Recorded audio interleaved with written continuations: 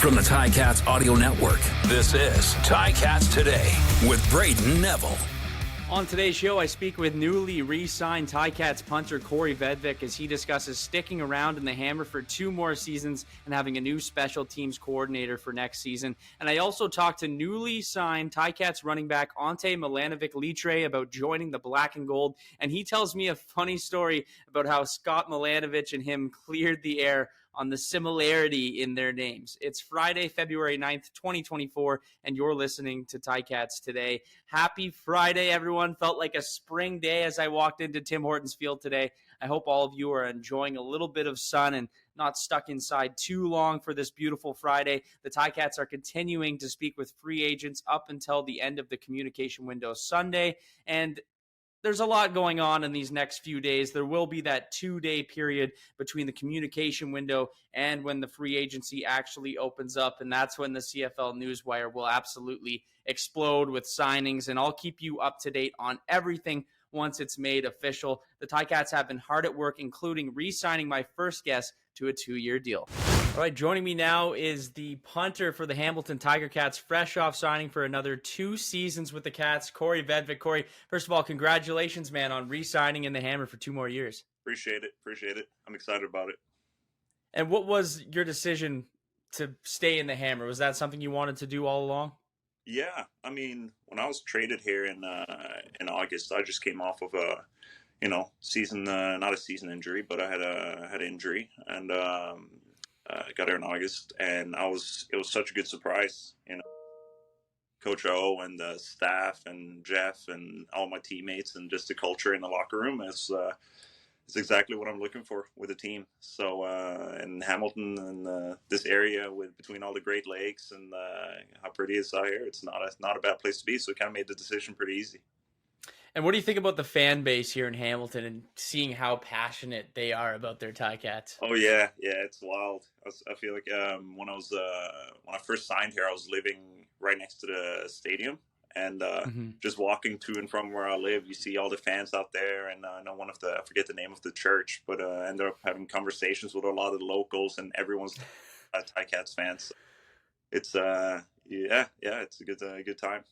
You and the other leg on the team, Mark Leggio, you both re-sign on the same day. I know you guys are roommates on the road. Was that pre-planned? Were you guys talking on the phone a little bit before you made the decision? No, we didn't. I think that's just chemistry right there. Yeah. Thinking the same, and ended up happening on the same day. We texted each other, congratulated each other, and we're both happy to be back and work with each other. So. He touched a little bit on your guys' relationship, but what's it like being with him? How is he as a roommate when you guys are together on the road? No, he's awesome. We feel like we're very similar. We have a lot of mutual interests, and we have a good time together, real good conversations. And, when you meet a lot of new people, some people you just click with right away, and you feel like you've known each other for a long time. So he's kind of one of those guys. I feel like I've known him for a while, and we also played against each other, and we've seen each other on the road before. During this off season, where are you training? Like, what's your schedule look like for training wise? Yeah, right now it's a pretty interesting schedule. I live with Jacob Zott. Okay. Yeah, he also resigned. So me and him both were up at 4. He's up at 4 a.m. I'm up at like 4:20. That's crazy. Minutes. We go to the stadium, and we follow our workout program. I'm on Coach Boom's program. Yep. And it's awesome. So yeah, we go there, we run, we work out, and we blast the music and turn it up on full throttle, and yeah, we get after it. And around 8 a.m. I start work at my job with KPMG. So and where I'm sitting right now at the office. So wow, you got a nice view there too. Yeah, it's pretty nice. So yeah, come down here like 3 times a week, and then 2 days a week I work from home, and then I just I kick on Wednesdays, and on the weekend, so about 3 times a week I get my training sessions in. Who's waking up who in the morning? Is someone banging on someone's door to get them up at 4 in the morning? Because it would be tough. Jacob's a machine. He's like that. I'm the guy. Yeah. Extra 5-10 minutes, and Jacob's on the door knocking. He's like, "Are you coming this morning?" I'm like, "Yeah, I'm coming. I'll be there." And so yeah, we're at the stadium 5 a.m. sharp every day. So. And what's that program like? A lot of players talk about working with Coach Boom, but what is that program like? And it must be different for you as a punter. Both yes and no. Yeah. I think I do some additional stuff that is Hmm. more catered to not necessarily just kickers, but I would think a lot of DBs, wide receiver, anyone that wants to run and have good mobility in your hips and joints are going to do a lot of extra band work and hip exercises. So I do focus on that, and but I love the weight room, and Coach Boom's program is similar to a program I've got provided before. Hmm. It's very much like in phases. So you focus Yeah. on phase where you're building a lot of strength, and then you towards the season you tune up your fast twitch and your explosiveness and all that. So yeah, we get after it and it's fun. It's a real good program. Is Jacob a good roommate also? Is he a clean guy? Oh, I cannot speak highly enough about him. Standard to put it that way. So he's super organized. I mean, everything is spotless. I mean, he's got a little. He ordered from Amazon a little hanger for his guitar. He's got like a Oh, wow. placing for his hats, and I mean everything is super structured. And also, he's a great chef. So, Yeah. yeah, That helps. That helps. yeah, he's passionate about cooking food. So I mean, every week we're at Costco. We meal prep for the week, and yeah, he's shown me a few tricks or two in the kitchen too. So. I want to try some of it. I could see Jacob being a nice chef there. I want to get back on the football talk here. You have a new special teams coordinator coming in, someone you played against out west, Paul Boudreau. What do you know about him and him coming in here to Hamilton? Yeah, well, kind of what I know is, he was special teams coordinator in Winnipeg, and then I've also talked to Mark a bit about, the relationship, how they practice, and kind of what the message is. And Hmm. but other than that, I don't have a personal relationship with him yet. But I just asked for his number today, so I'm looking forward to reaching out to him. Are there any things you're looking to work on for next season, as in this off season, that you're focusing on in particular? Yeah, absolutely. So I'm hammering down on my punting and my kickoffs for sure. Uh, Hmm. I'm going to come back full strength, and I'm going to show everything I'm capable of. Yeah. So I started as a field goal kicker, so I can kick field goals. But we got Mark, so it's he's a phenomenal. But I'll be there and able to help any way I can, and I'm looking forward to come back in best shape I've ever been in. So. You're also Legio's holder as well. Is there like a lot of conversations? Is that something you really need to, the technique wise, get down between the two of you, and Oh, especially both you guys coming in during the season? It must have been difficult to get thrown into that right away. yeah, I came in mid-season, and I have a lot of respect for Mark handling it the way he did, because that's one of the elements a lot of people that don't know a lot about kicking, they don't think about, Hmm. is that Yeah. very important to know each other's habits, because when you're operating a field goal, everything happens under 1.3 seconds. So the Hmm. snap got to get to my location by Gordo, and then the way I catch it and the way my antics is gonna. Hmm. He needs to get used to it. He's got to have a feel to see, it's going to be the same every time. So we do work a lot together, making sure that that's all in sync and that there's, that it's just automatic. Yeah.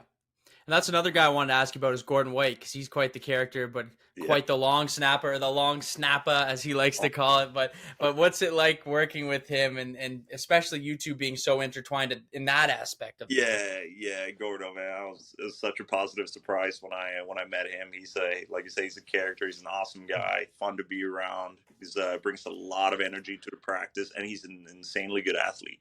Yeah.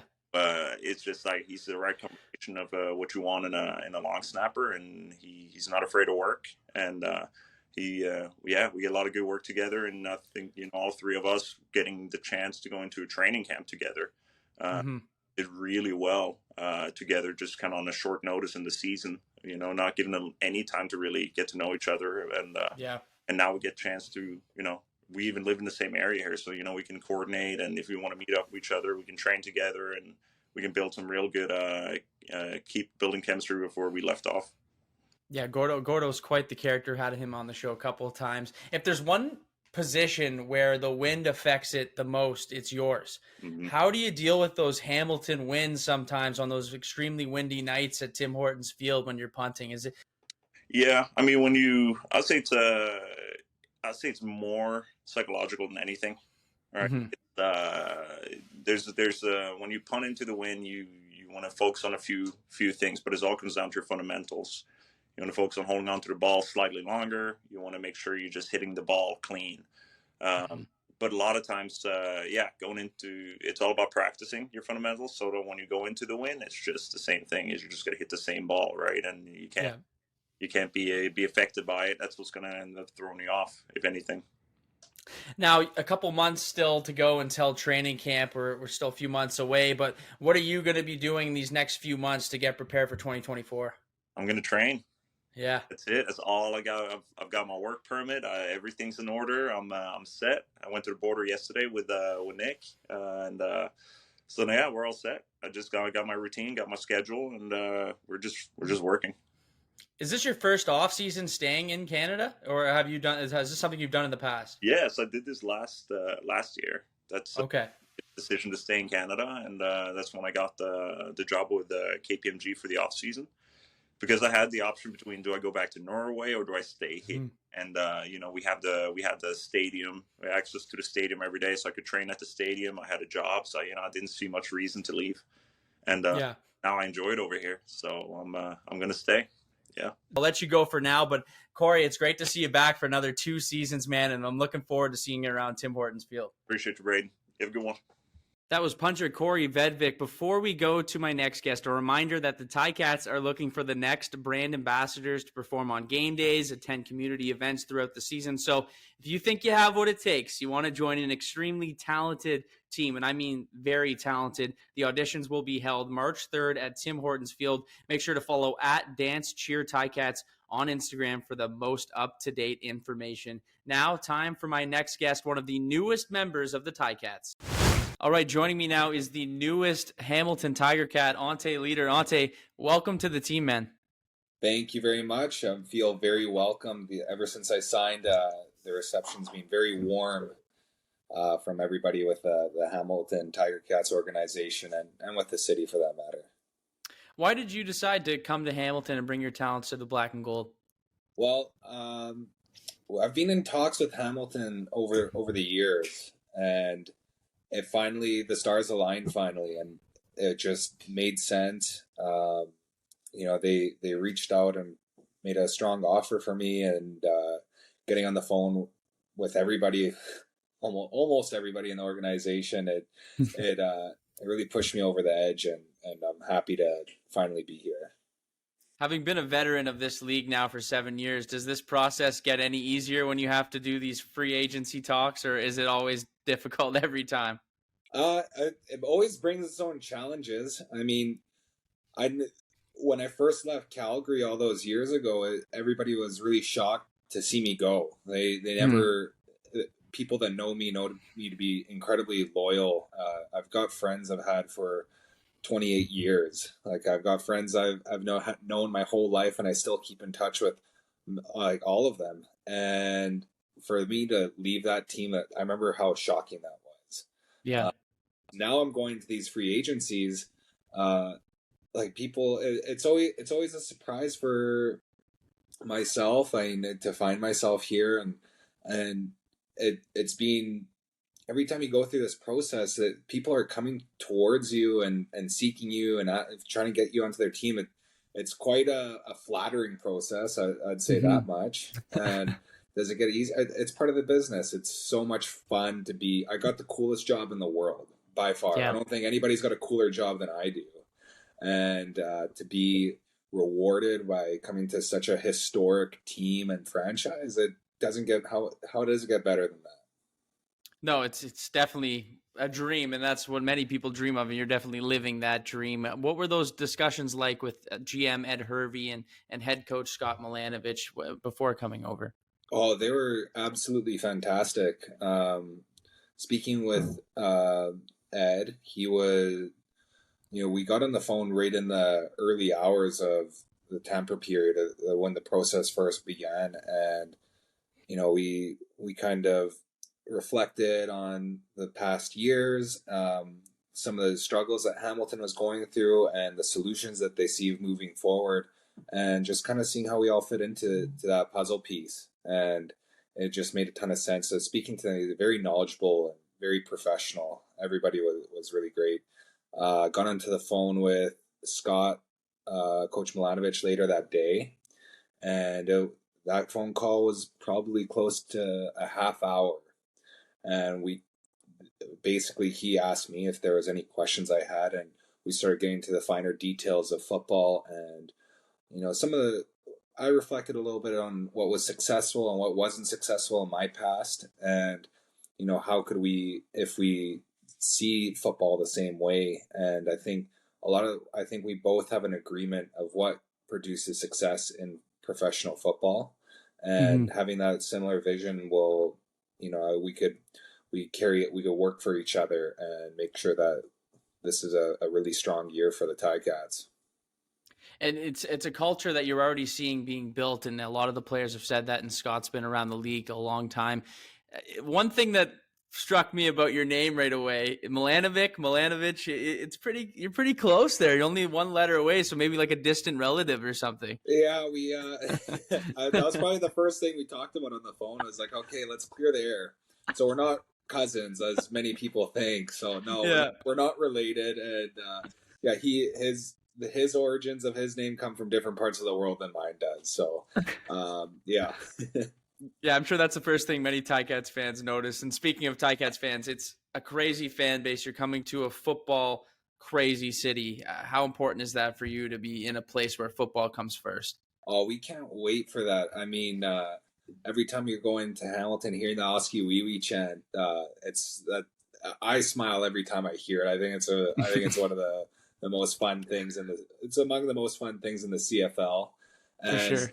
Coming into the donut box, it's so much fun. It's always, you could get a feel for it when you drive through the neighborhoods, like on game day and everything. Everybody's got their Ticat flags on their front porch. The crowd, they dig deep when they're talking smack to you. Hamilton Ticat fans dug deep a few times. So it's really fun.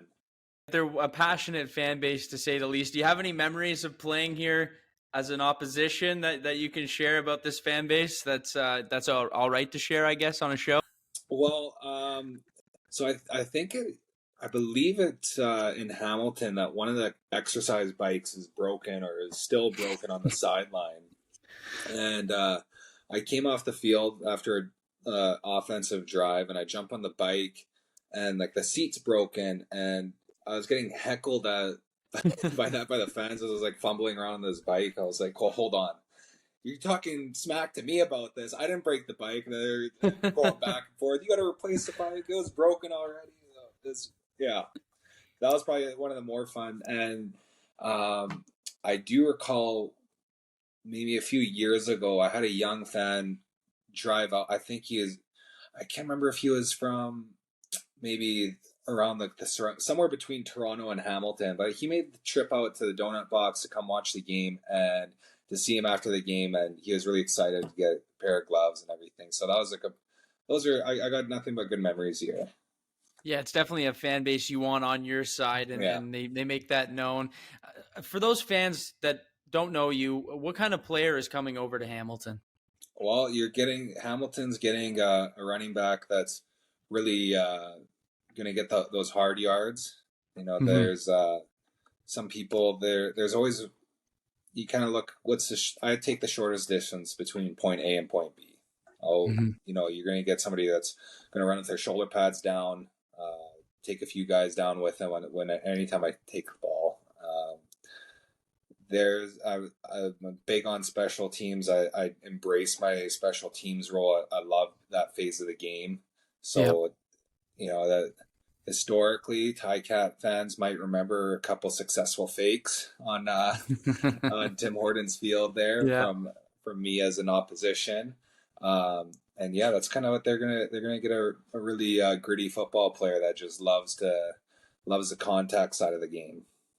Excited to see it. Ante, off the field, what are you doing for fun? What are you doing during your spare time? With my spare time, so I love being outdoors. Okay. In the fall, we love hunting season.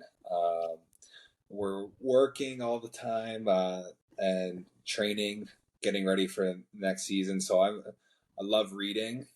My wife is a big reader. We just got married this this December here. And congratulations. yeah, traveling's a big thing. So now, especially with all these free agency moves I've made, I think we just did the math. I think I've lived in 6 different cities in the last 5 years. So we love to travel. We love to see the world. And that's kind of, that's probably the top things. Yeah, well, hopefully this is a place that you can stay for longer and you can finally, get some roots here a little bit. But for a guy who likes to travel, I guess this is the perfect profession for you because you're going all across the country all the time. Another running back on our team also likes to read. So James Butler, he's a big reader. So maybe you guys can trade books and have a little running back book club maybe. Yeah, it's always fun to get on those teams that have a little book club going. It goes a long way. It's so important. Looking ahead towards the rest of this offseason, what does your training schedule look like as you prepare for next season? Training, we're training in some facet almost on every day. We'll have a rest day somewhere along the week. And between Vancouver, I'm out in Vancouver right now. It's pretty warm, so we kind of use that to an advantage. So when the weather's really good, we're outside, making the most of it. So we're on the field between 3 and 4 times a week, and we're in the weight room for about another 4 to 5 times a week. It sounds like you're getting ready for this season. I mean, it's going to be an exciting time, and especially with a new team. And come May, it seems like it's going to be. It's still a few months away, but it comes so fast. Yeah, and it gets really exciting too when you're in the training process and you're improving. I'm always looking to be the best version of myself. And the part of that training process, you start seeing the improvements and stuff. And there's always, every off season, I'm always trying to find some kind of record of the past to break. And it's been successful. Every year I've always found somewhere to improve. And I'm looking forward to that, to reaching those areas where we're getting closer and closer to training camp is to be, and truly feel like you're bringing the best version of yourself. It's almost like when you first get drafted, everybody kind of talks about the combine prep and everything. There wasn't a second of wasted effort in that process of the pre-draft, and then every subsequent year you're kind of building off your off-season program and how you can you be better. And I'd proudly say that every year I found, even if it's a marginal improvement, we're always improving, and I love that. It gets me so motivated and so excited to get it back on the field, and especially with this new team and organization. I can't wait to show people just who exactly I really am. Well, Ante, you're getting me excited for the season, and I'm excited to get to meet you in person come May. Training camp is still a few months away, but like I said, it comes quick. So once again, Ante Litre, thank you for joining me today, brother. Thank you so much, and I look forward to all the same and to getting into the thick of it this season, which is going to come sooner than later.